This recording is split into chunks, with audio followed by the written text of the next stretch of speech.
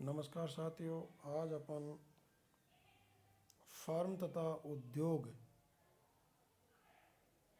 के साम्य की चर्चा करेंगे। और फर्म एवं उद्योग के संतुलन का अध्ययन करने से पहले पहले फर्म के आय वक्र के बारे में चर्चा करेंगे, और जिसमें है T R, A R, M R. T R क्या होता है? टोटल रेवेन्यू, यानी कि कुल आय। और एवरेज रेवेन्यू, ए आर क्या होता है? एवरेज रेवेन्यू होता है, औसत आय होती है। और एम आर क्या होती है? मार्जिनल रेवेन्यू, यानी कि सीमांत आय होती है। तो सबसे पहले टोटल रेवेन्यू यानी कि कुल आय का अध्ययन अपन करेंगे। देखिए, एक फर्म अपने माल की विभिन्न इकाइयों को बेचकर जो आय प्राप्त करती है उसे कुल आय टी आर के नाम से जाना जाता है। और औसत आय क्या होती है? यानी कि कुल आय में वस्तु की इकाइयों का भाग देने से प्राप्त जो आय है उसको औसत आय ए आर के नाम से जाना जाता है।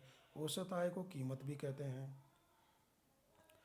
और एम आर क्या होती है? एम आर होती है सीमांत आय, मार्जिनल रेवेन्यू, सीमांत आय। यानी कि वस्तु की एक अतिरिक्त इकाई बेचने से कुल आय में जो परिवर्तन होता है, कुल आय में जो वृद्धि होती है, उसको सीमांत आय एम आर के नाम से जाना जाता है। अब आप आइए कि फर्म के संतुलन के लिए अपन कुछ मान्यताएं लेके चलते हैं। तो पहली मान्यता है कि फर्म का जो मुख्य उद्देश्य होता है वो क्या है? कि लाभ को अधिकतम करना होता है। दूसरा क्या है? कि लागत को न्यूनतम करना होता है। और एक उस वस्तु का उत्पादन करना।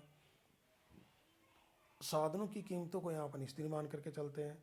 और साधनों की कार्य कुशलता है वो एक सी होती है, अर्थात साधनों की कार्य कुशलता का एक सा होना आदि अपन मान्यताओं को लेकर के चलते हैं। तो सबसे पहले क्या करेंगे कि फर्म का साम्य लेते हैं, फिर उद्योग का साम्य लेंगे। तो देखिए, फर्म का जो साम्य है, इस पहले अपन अल्पकालीन साम्य को लेते हैं। तो फर्म का अल्पकालीन साम्य का अध्ययन अपन दो तरीके से करते हैं, टी आर व एस टी सी वक्रों के द्वारा, और एक है एम आर और एस एम सी वक्रों के द्वारा। तो पहले अपन टी आर और एस टी सी वक्रों द्वारा देखते हैं। यानी कि टी आर व एस टी सी वक्रों के द्वारा, यानी कि अधिकतम लाभ उस बिंदु पर होगा, फर्म को अधिकतम लाभ उस बिंदु पर होगा जहाँ टी आर और एस टी सी के बीच की उदग्र दूरी सर्वाधिक हो, अर्थात T R is greater than S T C, तथा एस टी सी पर खींची गई स्पर्श रेखा टी आर के समानांतर हो। इसका डायग्राम के आधार पर भी अपन देख सकते हैं। अब देखिए, आप दूसरा था जो साम्य की जो शर्तें हैं एम आर और एस एम सी के द्वारा, वो साम्य की शर्तें हैं। यहाँ अपन अल्पकालीन तीन साम्य की शर्तें लेते हैं, जिनमें पहली है P equal to S M C, यानी कि कीमत है वो अल्पकालीन सीमांत लागत के बराबर हो। दूसरा है कि अल्पकालीन सीमांत लागत और मार्जिनल रेवेन्यू, यानी कि सीमांत आय, दोनों बराबर हो। साथ ही एस एम सी वक्र है वो एम आर वक्र को नीचे से काटे। और तीसरी शर्त है P is greater than equal to A V C, average variable cost के बराबर हो। ये थी आपकी अल्पकालीन साम्य की। और अब देखिए, फर्म का दीर्घकालीन साम्य ले लीजिए आप। फर्म का दीर्घकालीन साम्य का मतलब है कि दीर्घकाल में क्या होता है कि असामान्य लाभ होने पर नई फर्मों का प्रवेश संभव है बाजार में।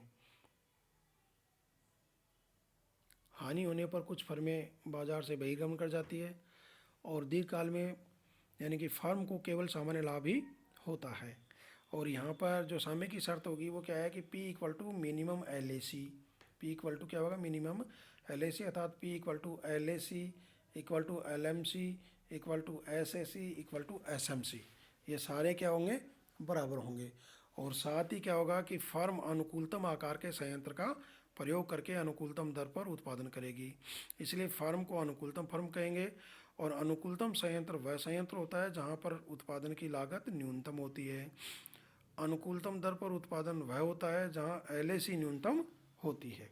ये था फर्म का साम्य। अब आप आइए यानी कि उद्योग का साम्य लेते हैं साहब। उद्योग का साम्य अर्थात उद्योग का संतुलन। इसमें देखिए आप, एक उद्योग यानी कि एक सी वस्तु उत्पादन करने वाली समस्त फर्मों का एक समूह होता है। अर्थात कहने का मतलब है कि उद्योग में कई प्रकार की फर्में होती है और उद्योग की चर्चा ज़्यादातर पूर्ण प्रतिस्पर्धा की स्थिति में की जाती है। एकाधिकार में फर्म व उद्योग का भेद नहीं रहता है।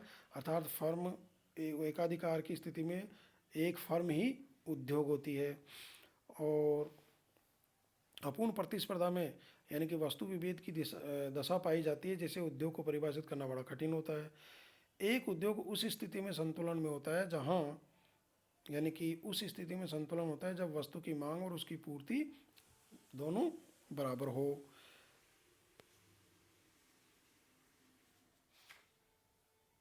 यानी कि यहाँ पर अपन पूर्ण प्रतिस्पर्धा की स्थिति में अल्पकाल और दीर्घकाल में उद्योग के संतुलन पर अपन चर्चा कर सकते हैं। देखिए, अल्पकाल में उद्योग का संतुलन अस्थायी किस्म का होता है। इसमें कुछ फर्मों को असामान्य लाभ हो सकते हैं, जिससे इस उद्योग में नई फर्मों का प्रवेश होने लगता है। इसी प्रकार अल्पकाल में कुछ फर्मों का घाटा हो सकता है, जिससे उनमें उद्योग को छोड़ने की प्रवृत्ति पाई जाती है। अतः फर्मों के आने जाने से उद्योग में माल की आपूर्ति में परिवर्तन आता रहता है। लेकिन दीर्घकाल में सभी प्रकार के समायोजन पूरे हो जाते हैं, जिससे फर्मों का आना जाना बंद हो जाता है और उद्योग में कायम रहने वाली फर्मों को केवल सामान्य लाभ ही मिलता है।